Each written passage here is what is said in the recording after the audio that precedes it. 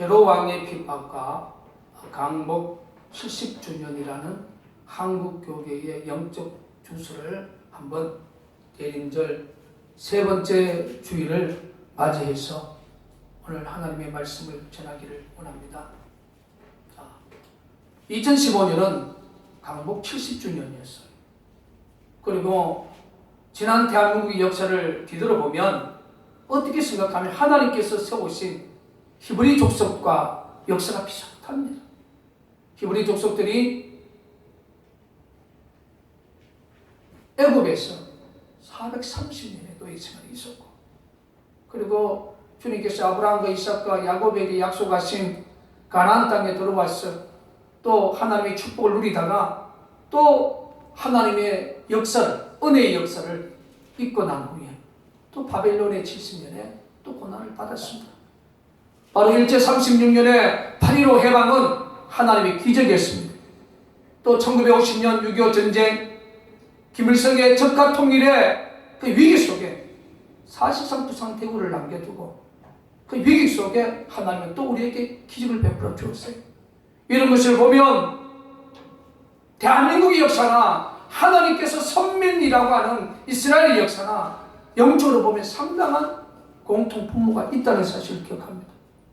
그런데 강복 70주년을 맞이해서 한국 기독교 역사를 뒤돌아보니까 당시에 일제 36년을 거치고 당시에 우리 조선 기독교인들이 약 20만 명 정도 되었는데 20만 명의 전체 60%가 평양을 중심으로 해서 하나님을 섬기는 그런 영적 흐름이 구성이 되셨어요.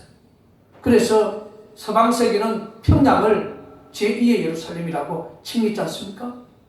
거기에 1907년에 평양 시내, 거기서 가장 정경이 좋은 곳이 만수대 언덕, 만수대 언덕, 거기에 하나님은 장대한 교회를 세웠습니다.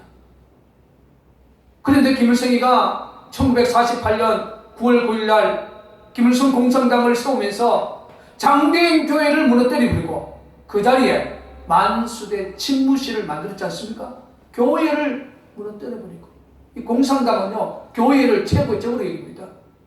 여기 수천 수백짜리 교회도 대한민국이 적과 초월되면 저들을 무너뜨릴 수 있습니다. 거기에 김일성이가 만수대 집무실을 만들고 북한의 김일성 공산당을 통치하게 됩니다.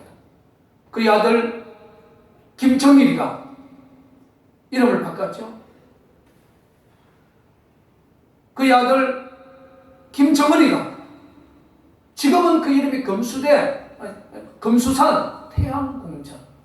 그러니까 그 자리가 1907년에 성령운동이 일어나고 오늘 한국 교계의 가장 영적인 시발점이었던 장대현 교회입니다. 거기에 김일성, 김정일이가 유리관 속에 방부제로 처리돼서 그 앞에는 30m 가까이 되는 동성을 채워놓고 북한 전 인민들과 대한민국이나 서방에서 방문하는 이들이 거기서 참배할 수 있도록 우상 숭배를 강요하고 있는 곳이 되어버렸습니다. 그 당시에 김일성이 공산당의 핍박이 너무너무 고통스러워서 자유로운 신앙생활을 위해서 1945년부터 1953년 전쟁 끝나는 그 시점까지 전체 기독교 약 50% 가까이 7만에서 10만 명이 북한에서 남한으로 소위 대한민국으로 탈출을 하게 됩니다. 여러분, 세계 기독교 역사를 보면 1620년에 로마 가톨릭의 핍박을 받고 이 청교도인들이 하나님을 자유롭게 섬기기 위해서 대서양의 겨울바다를 건너와서 오늘날 미국에 하나님의 기뻐하는 교회를 세우고 그 미국을 통해서 전 세계를 통치하는 세계 경찰국가가 되었습니다. 저는 이 부분을 뒤돌아보면 오늘 한국교계의 성장은 제2의 청교도라고 하는 그들이 김일성 공산정권의 핍박을 받고 생명을 걸고 북한 땅에서 대한민국으로 내려와서 세워진 교회가 한국 기독교의 역사입니다. 당시 그 대표적인 교회가 서울 중구에 있는 영락교회, 한경직 목사님도 북한에서 내려온 거예요. 그들이 사실상 대한민국 교계의 성령운동을 일으켰고 오늘날 부흥성장과 경제성장과 국가안보의 초석을 다지는데 큰 역할을 했습니다. 왠지 아십니까? 김일성 공산당이 얼마나 폐역하고 얼마나 무서운지 저들은 느꼈기 때문에. 그런데 지금 한국교계, 강복 70년 이후의 한국교계는 김일성 공산당에 대한 본질에 대한 의미를 모르고 저들의 논리에 추종하고 저들이 이야기하는 한상적인 통일론에 빠져서 저들의 수종 노릇을 하고 있는 것이 바로 강복 70년 이후의 한국교계 영적 주수입니다. 저는 오늘 본문 말씀을 통해서 헤롯 왕의 핍박과 강복 70주년 한국교계라는 의미를 제목을 다 읽어봅니까? 여러분 보세요.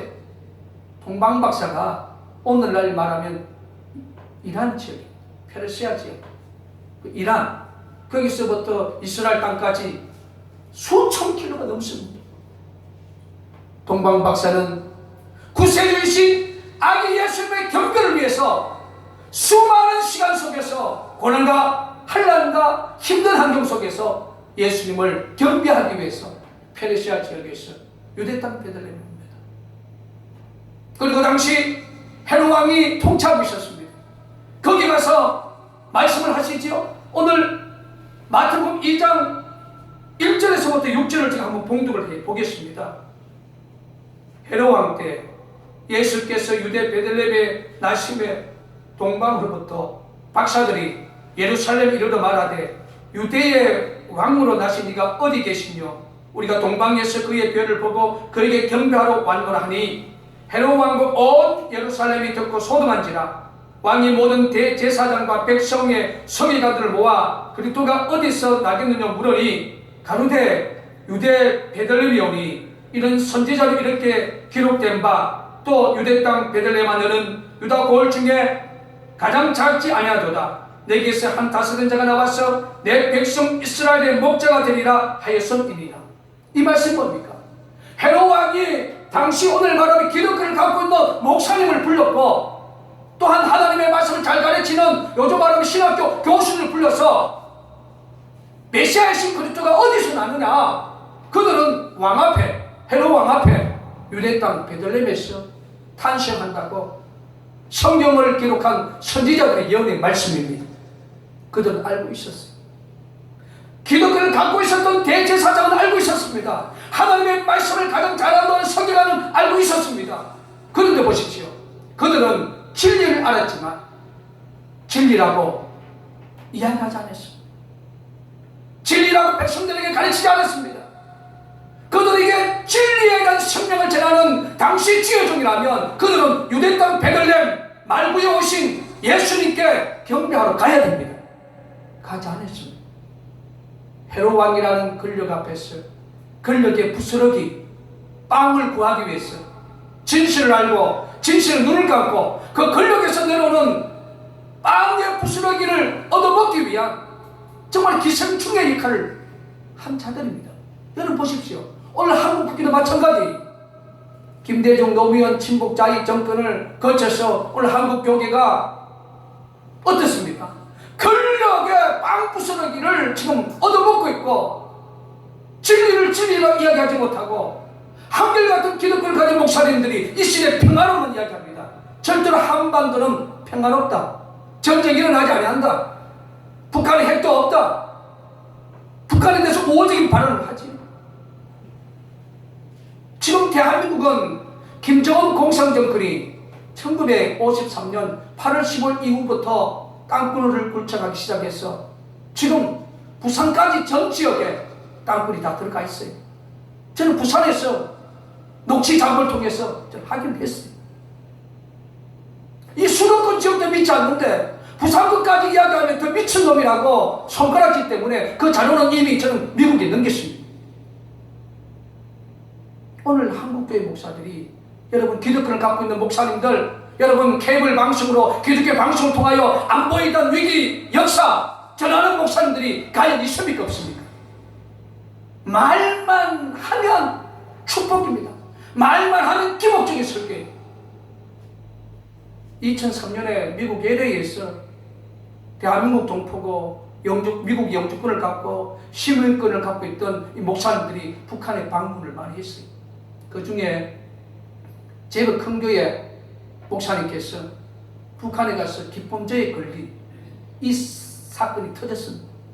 방문하고 난 후에 자꾸 북한에서 돈을 요구했어요. 힘든 요구를 했습니다.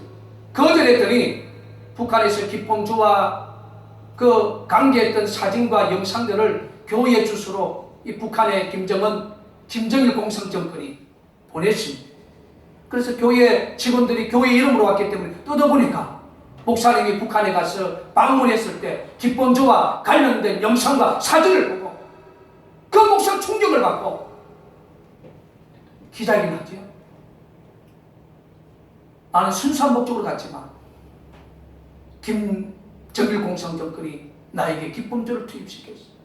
많은 목사님들에게 기범주를 투입시켰어. 저는 당했습니다. 사죄했습니다. 그리고 교회를 사임하고 목회직에서 떠났습니다. 여러분, 김대중 노무현 정권의 많은 목사들이 수천 명이 북한에 갔다 왔어요.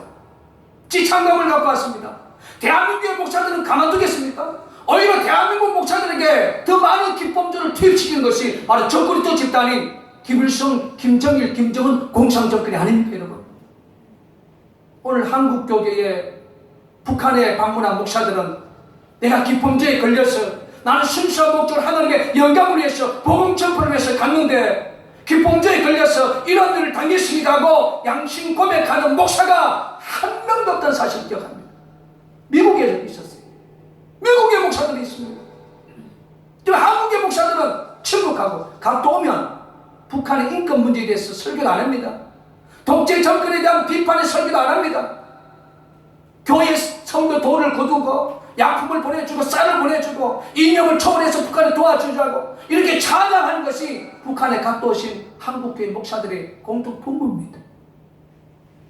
여기 김진철 목사가 14년 동안 땅굴의 진실을 이야기하고 부산까지 전쟁이 이미 중요한적에 들어갔다고 이야기를 해도 저 새끼는 스스로 미쳤다.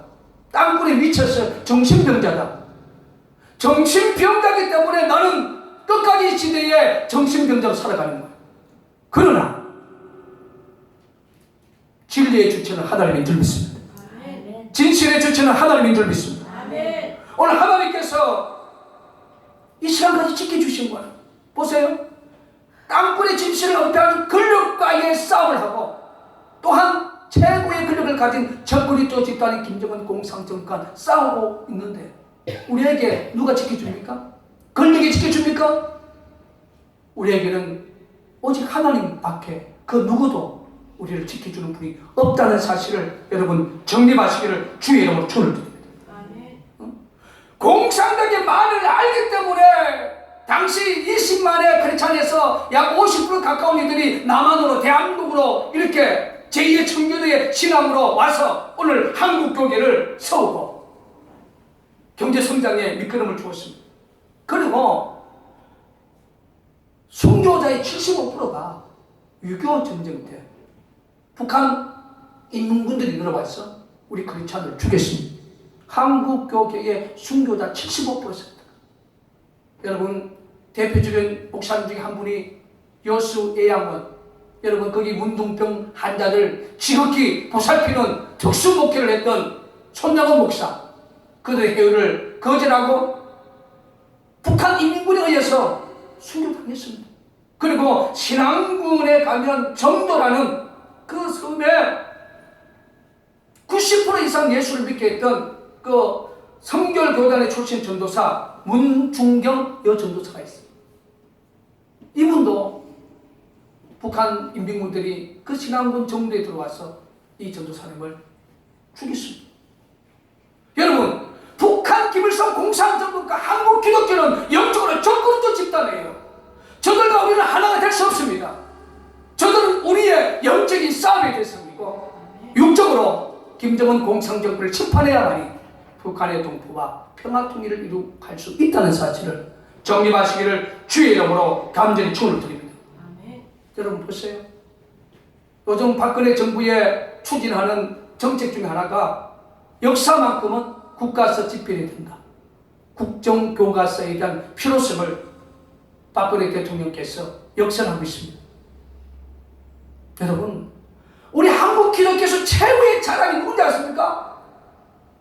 대한민국을 건국하고 대한민국을 만드는데 하나님의 도구로 쓰임받았던 이승만 장로님이에요. 이게 한국교계 최고의 영적인 자산인데 오늘날 한국교계에서 이승만 장로님에 대한 일대기를 가르칩니까? 역사를 가르칩니까? 우리 역사에서 그런 역사가 있습니까? 이승만 하면 친일파다. 이승만은 김일성 공산당보다도 더 독재 권력을 휘두른 사람이다. 이승만은 미제의 앞장이다. 우리 젊은 애들이 학교에서 이렇게 배우고 있어요. 여러분, 이승만 장로님은 대한민국을 건국한 한국 기독교 역사에서 가장 위대한 영적인 지도라는 사실을 기억해야 됩니다. 여러분, 대한민국을 건국하지 않았으면 어떻게 됐겠습니까?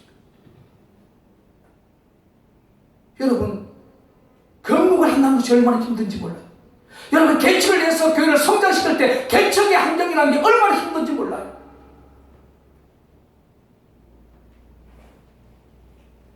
(1948년 5월 10일) 날 재연 국회의원을 선거할 때에 제주도는 빨갱이들이 장악해가지고 선거를 못했습니다. 1948년 5월 30일 날 재연 국회를 설립을 해서 임시의장이 이승만 장로님 그리고 감리교 출신의 이윤영 목사님에게 기도를 부탁했습니다. 대한민국이 세계 열방에 출범하기 위한 축복의 기도를 이윤영 목사님이 기도했습니다. 그리고 기도가 끝난 후에 이승만 임시의장이 세계 열방에 대한민국이 세워졌다고 선포를 하는 거예요. 이 얼마나 위대한 역사입니까? 그리고 이승만 정권 때 전체 21개의 봉처당 중에 우리 크리스찬이 9%였습니다. 전체 퍼센트의 40%가 좀 넘었어요. 이 대한민국은 하나님이 세운 국가입니다. 할렐루야. 그런데 오늘날 한국 기독교 역사에서 대한민국을 하나님이 세운 이승만 장로를 통해 세웠다는 이 역사를 거의 모르고 있습니다. 여러분, 언제 민족이 멸망을 당했는지 아십니까? 역사를 잃어버렸을 때, 보릿고개의 역사를 잃어버렸을 때예요. 여러분, 여기에 80대, 70대, 60대는 보릿고개가 얼마나 우리 인생에서 고통스러웠던 삶인지 여러분 알 것입니다. 여러분, 성경에 보세요. 애굽의 430년 역사를 잃어버리고 그때 바벨론의 70년 역사를 잃어버렸을 때 이스라엘 백성들은 고난을 받았던 것입니다. 그래서 우리 하나님께서 십계명을 줄 때도 어떤 말씀을 주십니까? 특별히 신명기 6장 12절에 보면 너는 조심하여 너를 애굽 땅 종 되었던 집에서 인도하여 내신 여호와를 잊지 말고. 할렐루야. 일제 30년에 이 식민지에서 우리를 해방의 역할을 했던 나라가 미국입니다. 6.25 전쟁의 부산대를 나가놓고 적과 통일의 위기에서 우리를 구해준 나라가 미국입니다. 오늘날 대한민국의 역사에서 미국은 우호적인 은혜의 국가, 이것보다는 적대국으로 자칫하면 우리가 미국의 식민지가 된다, 이런 잘못된 사고를 대한민국 국민들이 가지고 있고, 이건 뭡니까? 역사가 미국이 되었기 때문에. 여러분, 대한민국과 미국은 하나님께서 붙여주신 영원한 형제 국가입니다. 우리는 미국의 언어를 섬겨야 되고 미국 기독교가 베푸는 그 언어를 갚아야 할 언어의 빚을 우리는 2번이나 지고 있습니다. 이 2번이나 지고 있는 이 대한민국이 미국인들, 미국 기독교가 베풀었던 그 은혜를 망각하고 적대적으로 생각하고 있는 이 대한민국의 오늘의 역사의 아픔이 우리 주님께서 보실 때 얼마나 안타까워하겠습니까? 저는 기도하겠습니다. 하나님, 이 혼란한 역사, 김정은의 땅굴 전쟁에서 그 땅굴 전쟁을 봉쇄하고 자유대한민국 자유축구대 한국교계의 신앙의 저희를 끝까지 지켜줄 수 있는 마지막 나라가 미국밖에 없습니다. 또 한 번의 미국의 은혜를, 참 세 번의 또 미국의 은혜를 기다리는 이런 안타까운 역사 속에 저는 기도할 때마다 하나님 다시 한번 미국교를 통해서, 미국 기독교를 통해서, 미국의 지도를 통하여 김정은의 땅굴 전쟁을 봉쇄하여 주시옵소서. 그 간절함의 기도는 여러분 이루 말할 수 없다는 사실을 정립하시기를 바랍니다. 아멘. 여러분 오늘 본문 말씀 보세요. 헤롯 왕의 본심이 뭐였습니까? 예수님을 죽이기 위한 본심이었습니다. 그 본심을 알고 하나님께서 요셉에게 헌목하셨어요. 그리고 빨리 급히 아기 예수님을 데리고 애굽으로 피신하라고 했습니다. 오늘 우리는 기억해야 됩니다. 오늘 우리가 이 시대적 사명을 감당할 때 하나님께서 순간순간 기도할 때 헌목하시고, 말씀 들을 때 헌목하시고, 말씀을 읽다가도 하나님께서 헌목해 주셔서 그 헌목의 신앙으로 우리는 순종하고 복종해서 오늘 이 자리까지 온 줄 믿습니다. 우리 하나님은 적그리스도 집단을 무너뜨리는 최고의 힘을 가졌습니다. 적그리스도 집단은 죽었다 깨어나도 하나님을 이룰 수 없습니다. 여호와 하나님을 대적하는 자는 산산이 부서지고 깨어지리라고 사무엘상 2장을 통해서 말씀해 주고 있습니다. 그리고 보세요. 헤롯 왕 밑에서 권력이라는 부스러기를 얻어먹으려고 있었던, 진리를 침묵했던 그 대제사장의 부끄러움, 그 서기관들의 그 부끄러움이 오늘 한국교회의 영적 헌주소입니다. 여러분 보세요. 일반 신문에도 많은 목회자들이 물질에 넘어가고 이성에 성경으로 가고 명이라는 권력에 무너져가는 모습을 오늘 한국교회 여러분 보고 있지 않습니까? 세상의 유서, 세상의 신부들이, 이것이 바로 헤롯 왕 앞에 진리를 침묵하고 있었던 당시 대제사장과 서기관의 모습과 동일한 사실을 기억하시기 바랍니다. 여러분 오늘 우리는 대림절 세 번째 주일을 맞이합니다. 2015년의 이 대림절, 2015년의 이 대한민국의 당원의 성탄의 기쁜 소식은 제발 한국교회가 진리의 말씀 앞에 먼저 목사님들이, 기독교를 가진 목사님들이 생명을 바쳐야 됩니다. 기독교를 가진 목사들이 진리의 눈을 감고 자기가 사는 날 동안, 목회하는 동안 평안을 추구하는 이 얼파진 목회 정신을 주님 앞에 내려놓고 철저하게 자기 자신부터 회개하시기를 주의 이름으로 축원을 드립니다. 그렇지 않으면 한국교회는 희망이 없습니다. 여러분 보십시오. 어제 계신 하나님이 남김사 대표 매성윤학교회 자동교회 담임 목사, 우리 성서교회 자동교회 담임 목사, 이 정원 목사, 이 작은 목사들 하나님이 이 시대에 사용하고 있습니까? 너무너무 작은 목사. 오늘 큰 기독교를 갖고 있는 목사들은 진리 앞에 침묵을 하고 말끝마다 평화로만 이야기하고 이 시대를 분별하지 못한 몰각의 그런 목회를 하고 있는 이 안타까운 역사 속에 적그리스도 집단인 김정은 공산정부는 하나님의 이름으로 심판해야 되고 예수 그리스도 이름으로 저들을 심판하는데 한국교회 기독교를 가진 목사들이 이제는 앞장서야 됩니다. 저들에게 코끼인 것이 있으면 솔직하게 이야기하면 한국교회 성도들이 다 용서해줘요. 순수한 목적으로 올라갔는데 3박 4일 동안, 일주일 동안, 심지어 2주 동안 거기서 나오는 음식에 쟤들이 못된 짓을 하기 위해서 이상한 약을 투입해가지고 저녁에 정신이 없을 때 기품조 투입해가지고 전혀 자기 의지와 관계없이 당했던 그 진실하게 이야기하면요 우리 한국교회 용서해줍니다. 그거 부끄러워서 끝까지 마음속에 감춘다면 하나님의 정한 날이 오면 상상할 수 없는 고난과 핍박과 자칫 잘못하면 하나님 앞에 버림받을 수 있다는 사실을 기억해야 됩니다. 이런 아픔의 역사가 오기 전에 오늘날 기독교를 가진 목사님들, 오늘 남불사 대표 매성영락의 작은 목사가 14년 동안 땅굴 전쟁, 땅굴의 진실을 외치고 김정은의 땅굴 전쟁 봉사하는데 앞장서 있는 작은 목사의 설교수를 듣고 가슴이 와 닿으면 예수 이름을 회개하십시오. 그 회개가 섬기는 재단에서 자신의 모든 부분을 양식 고백하십시오. 그럼 하나님께서 역사할 것입니다. 이제 하나님 편에 서서 적그리스도 집단인 김정은 공산 정권과 싸우는 정말로 제2의 손양원 목사가 되시기를, 제2의 조반식 장군과 같은 이런 위대한 사역자가 되시기를, 제2의 김중경 전도사님 같이 위대한 사역자가 되시기를 주의 이름으로 간절히 축원을 드립니다.